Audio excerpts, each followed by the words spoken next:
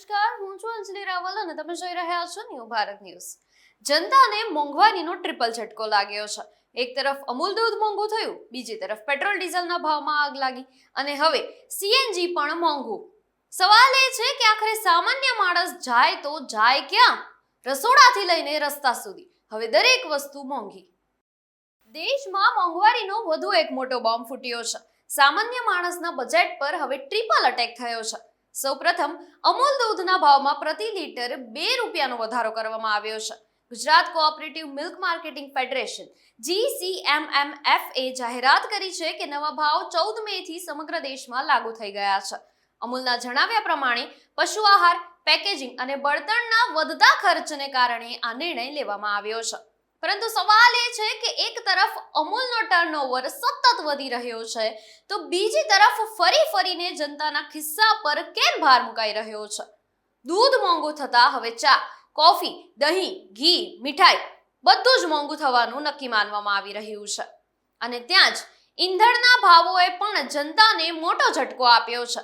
Iran America વચ્ચે વધતા તણાવ અને ક્રૂડ ઓઇલના ઉછાળાની અસર હવે સીધી ભારતના પેટ્રોલ પંપ સુધી પહોંચી ગઈ છે. દેશમાં પેટ્રોલ અને ડીઝલના ભાવમાં પ્રતિ લીટર 3 રૂપિયાનો વધારો કરવામાં આવ્યો છે. દિલ્હીમાં પેટ્રોલ 97 રૂપિયાને પાર ગયું છે, ત્યારે મુંબઈમાં 106 રૂપિયા અને કોલકાતામાં તો 108 રૂપિયા સુધી પહોંચી ગયું છે. ડીઝલના ભાવ વધતા હવે ટ્રાન્સપોર્ટેશન ખર્ચ પણ વધશે, એટલે કે શાકભાજીથી લઈને દૈનિક વસ્તુઓ સુધી બીજું બધું જ મોંઘું થઈ શકે છે.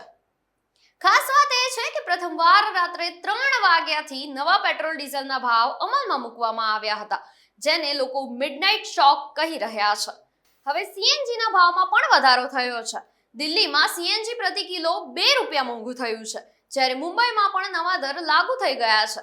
જે લોકો પેટ્રોલના ખર્ચથી બચવા સીએનજી વાહનો તરફ વળ્યા હતા, હવે તેમને પણ મોટો ઝટકો લાગ્યો છે.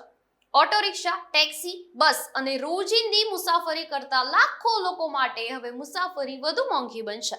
નિષ્ણાતોનું માનવું છે કે જો મધ્ય પૂર્વમાં તણાવ યથાવત રહેશે તો આગામી દિવસોમાં મોંઘવારીનો વધુ મોટો માર પડી શકે છે. એક તરફ પગાર યથાવત અને બીજી તરફ દૂધ, ઈંધણ, સીએનજી બધું જ મોંઘું. એવામાં હવે સામાન્ય માણસ માત્ર એક જ સવાલ પૂછે છે, આખરે ઘરનું બજેટ ચલાવવું કેવી રીતે?